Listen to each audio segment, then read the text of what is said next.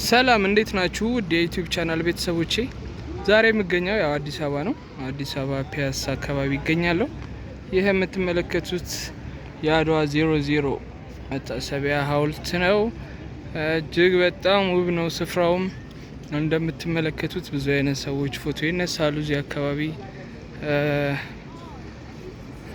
በጣም ጽዱና ያው የድሮ አራዳም አለ። እንዲህ አይነት ቪዲዮዎችና አንዳንድ የአዲስ አበባ አካባቢዎችን ማየት ስትፈልጉ ኮሜንት ላይ ይሄን ቦታ አሳየን ብቻ በማለት ይሄ የአዲስ አበባ መስተዳደር ነው እና እንዲህ ጽድት ያለ ሙዚየም መጎብኘት ከፈለጋችሁ ፒያሳ ነው የሚገኘው። እባካችሁ እየመጣችሁ መጎብኘት ትችላላችሁ። መግቢያ 150 ብር ብቻ። ከፈለጋችሁ ወርቁም እዚህ ጋር አለ፣ መጥቶ ፎቶ ያነሳችኋል።